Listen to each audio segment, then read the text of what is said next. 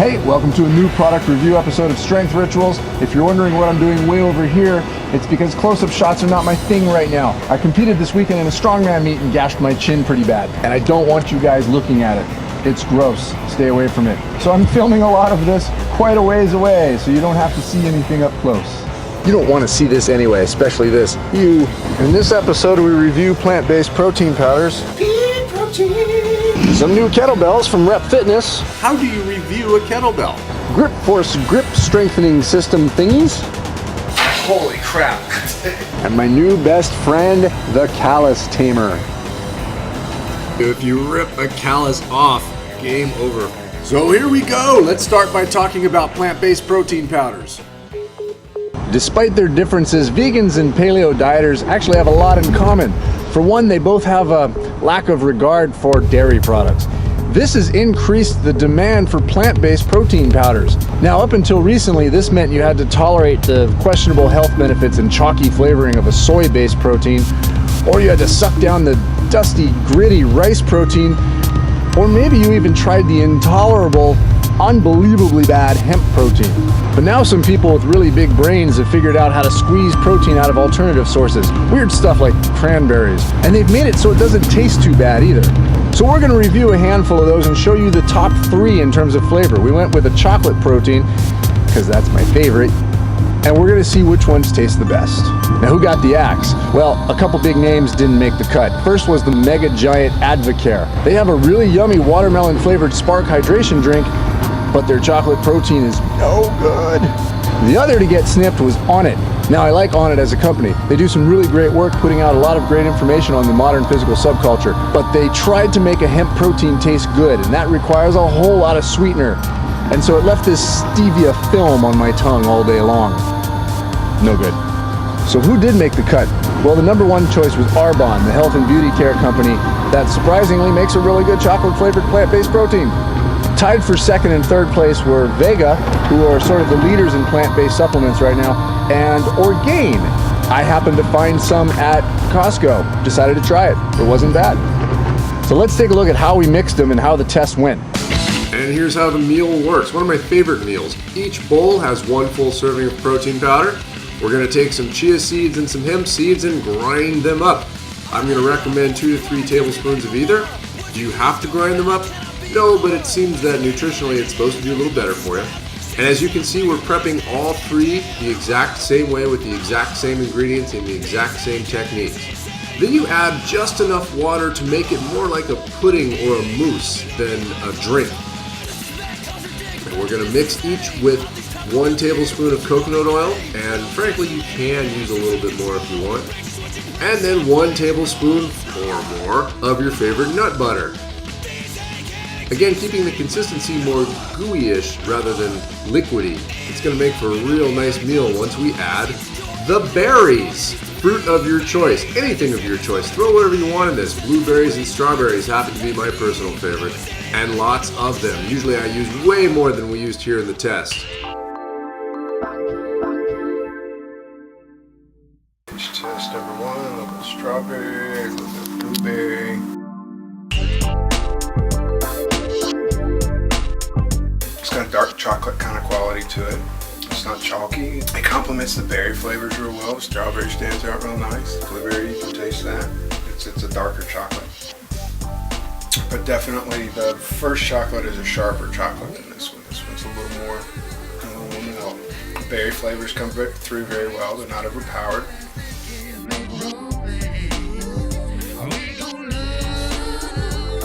Again, it doesn't overpower the berries at all. I get kind of an earthy note to this one. There's a sweet quality to it, but it doesn't, I don't taste artificial sweetener. I'm leaning towards the dark chocolate, just because I like that robust sharpness to the darker chocolate. Both of these are very good seconds. In fact, I would probably rank these as 1, 2, 2. Overall, they're good. I give them a thumbs up. So, there you have it. Pretty much the same exact review I gave it. This one is my favorite, and you know which one that is. He doesn't even know yet, but I'm not going to tell him until later. Alright, so I've got Pea protein, cranberry protein, rice protein, go. I've got organic brown rice protein, organic chia seed, organic hemp protein, organic pea protein. This has simple basic sugar cane. Is that a fancy version of just saying sugar? Yes. I've got organic creamer base, which consists of organic acacia gum, organic high oleic sunflower oil, organic inulin, but it's organic. Give me a grateful, you know I'll always be grateful. It's organic inulin. Organic rice dextrins, organic rice bran extract, and organic rosemary extract. For the chocolate, I have cacao powder, how do you say that? And natural chocolate flavor. Okay. I've got one more sugar. I've got organic erythritol, and then Wait. I swear to God, I had an inflammation of that once. You should see a doctor for that. Hungry man, why don't you give me a grateful, you know I'll always be grateful. Organic cocoa and organic natural flavors. I have inulin, but it's not organic. I have sunflower oil, cornstarch, stevia leaf extract, which is a sweetener. We do have flaxseed in here, gum acacia, and guar gum. Yes, I too have guar gum. We have organic. Is that actually like guar gum? I don't think so. Organic guar gum, xanthan gum, organic acacia gum, sea salt, organic stevia, and then I've got something you don't have, What's up? which is some monk fruit extract. Why? Don't laugh. Lo Hangao evaded official naming and coding until the 1930s. It took a long trip funded by the National Geographic Society to finally get a Western botanist to find it, categorize it, and give it a dead language sounding name. In this case, the monk fruit is the fruit of the Soratia grosvenori, I think. I'm not good with languages. Named after the National Geographic president and the father of photojournalism, Dr. Gilbert Grosswerner. Well, it's sweet as heck, and it's growing in popularity as an alternative sweetener. Monk fruit. With a healthy appetite. Okay, while we're at it, we got the Vega. It has a complete protein blend. So we're back to the pea protein. That seems to be a real big seller in this whole Pea protein. Pea is in the legume. Let's make that clear. Something called savi seed, which is sacha inchi protein.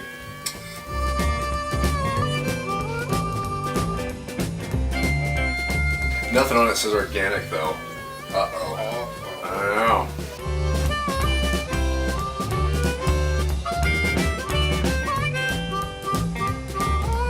Sprouted whole grain brown rice protein.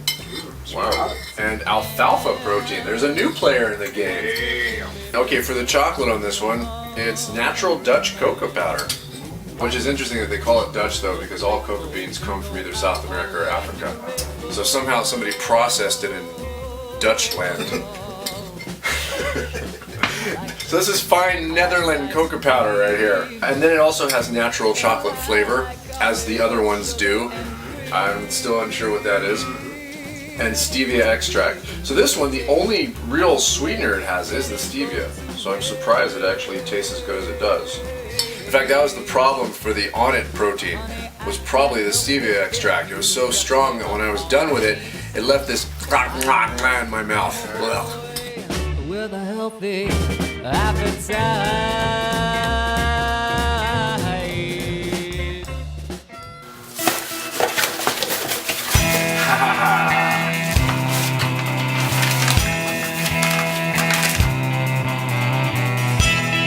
For the record, not enough is said about shaker cups. If you're a protein company and you're thinking, hey, do giving out all those shaker cups make a difference?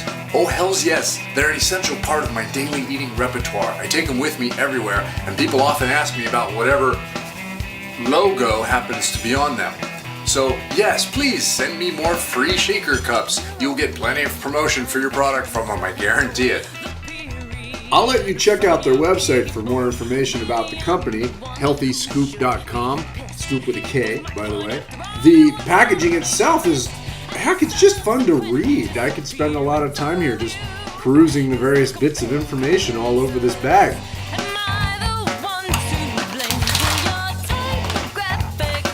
How would I define that flavor? I couldn't tell you. Vanilla, is it chocolatey? It's the vanilla, according to the label. It's not an unpleasant smell. Anxious to see what it's like. Let's take a look though.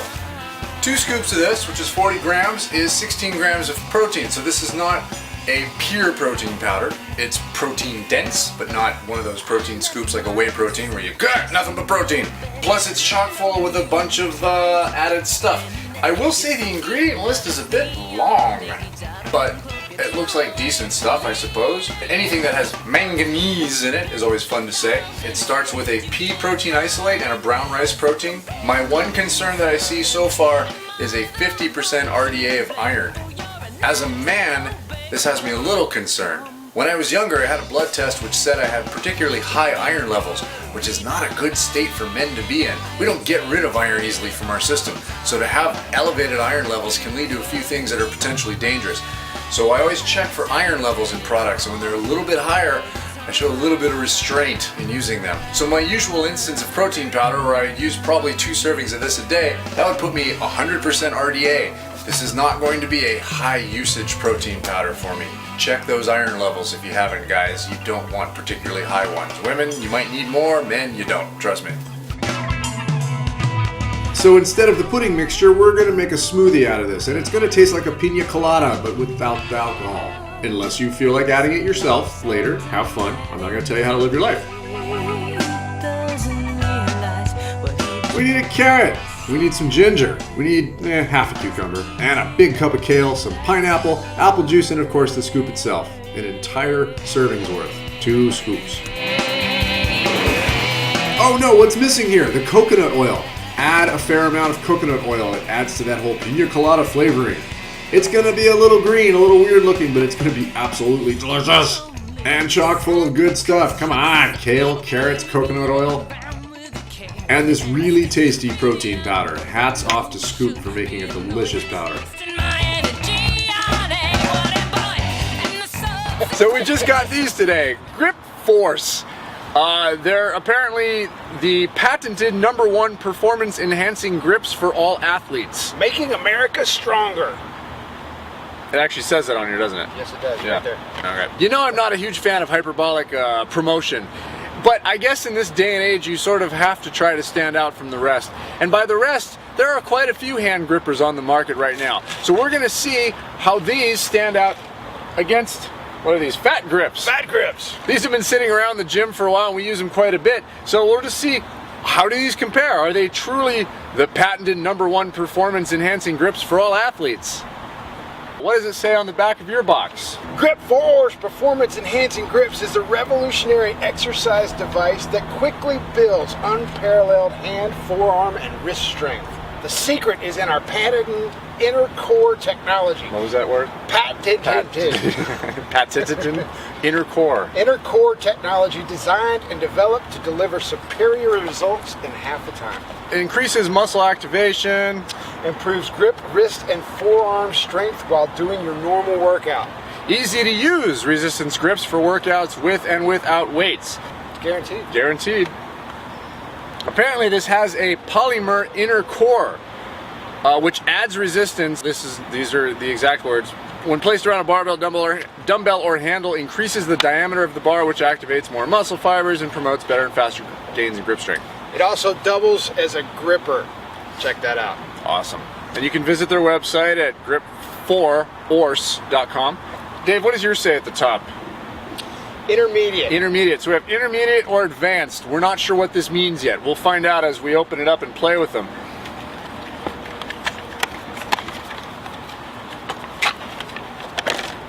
Mine, you got intermediate, I have advanced, right? Mm-hmm. Yeah, okay. Here, I'm going to give you one of mine. Okay. Remember. Okay, right hand.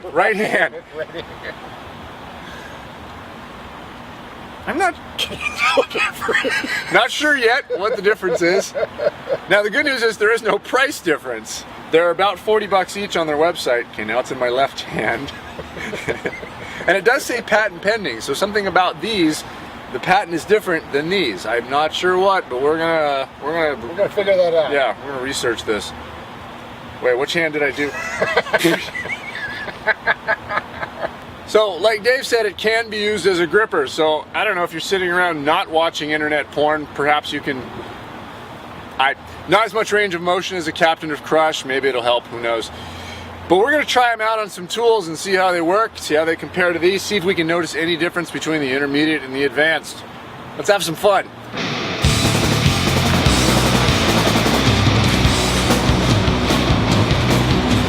We have the fat grips in your left hand and the grip force in the right hand, and we're going to give these a little spin and see if you notice any difference at all. Bye-bye. We quickly noticed something.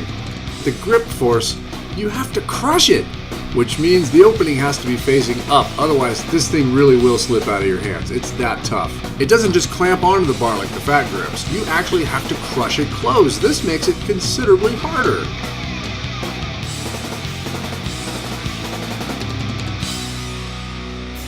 So each one of these presents its own challenge. It's not quite as fat as the fat grips, but the grip force model definitely requires more of a challenge of getting a real tight squeeze on it so that you maintain friction with the handle. They're priced about the same. You've got to work just a little bit harder to maintain contact with the bar. You know, it's a good product. Grip force.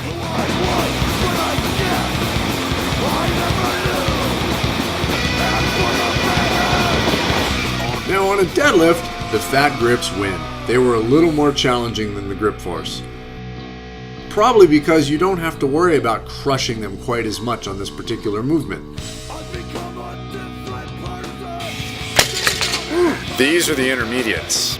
This was the only lift we noticed a strong difference between the intermediate and the advanced grippers.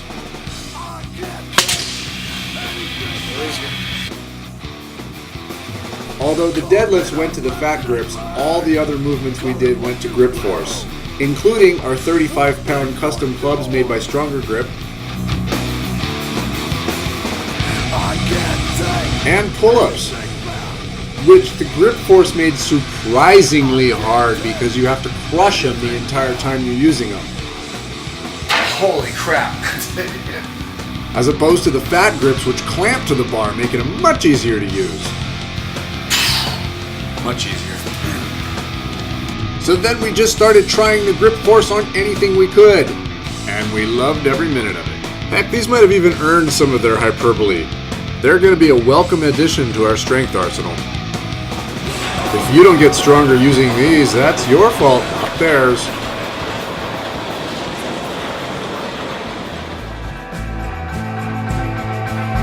For God's sakes, open up those shoulders and open up your thoracic spine.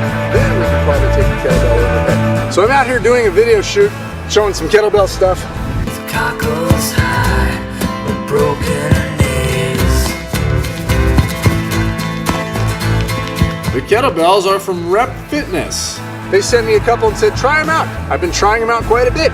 Now, I have a long history with kettlebells. I've been using them for a very long time. I've done videos, books, DVDs, etc. about kettlebells. But there is one thing that's hard to answer. How do you review a kettlebell? It's a lump of iron. It doesn't do much. It doesn't have any movable parts. It just sits there.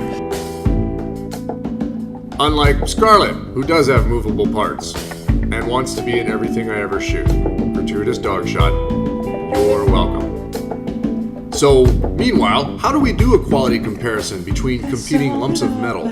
Well, let's compare these guys to the gold standard of the industry, which would be Dragon Door kettlebells. As far as I can tell, this is about as close to a Dragon Door kettlebell as you can get, at a cheaper price. I like the size of the handle, I like the feel of the bell. I'm pretty sure they come in your traditional pood sizes. Which is the 16 kilogram weight system, so they come in 9-pound increments like the Dragon Door and most traditional kettlebells. This one's a one pood or single pood at 35-ish pounds. They're as good as anything on the market right now. In fact, they're the preferred kettlebell of Body Tribe at the moment. We find ourselves reaching for these a lot more than we're reaching for our Apollo kettlebells that we've been using for years. There's no such thing as a cheap kettlebell, but these are much more inexpensive than the Dragon Door. And last I checked on their website, they have free shipping. If you're in the market for kettlebells, check them out. They're pretty solid. Well, all this kettlebelling and pulling and lifting and tugging and hoisting and carrying and holding and squatting and yanking, it takes a toll on the hands. And nobody who takes this stuff seriously is going to wear gloves. In fact, we covet that collection of little leather pads we've grown on our hands over time. They show that we put the work in. They show that we embrace strength and that effort that it takes to make a better version of us. But as any Iron veteran can tell you, if you rip a callus off, game over for a little while. So meet my friend the Callus Tamer. This is the small version. You can get bigger versions. It's a proprietary blend of stuff that's going to keep your calluses smooth. Of course, you don't want to get rid of your calluses, but that's not the goal here. It's to smooth down the rough parts. Any rough part of a callus can lead to it being ripped off. This works better than a pumice stone. This works better than an emery board. It works better than anything else I've found on the market. The Callus Tamer, a required piece of the Body Tribe toolbox.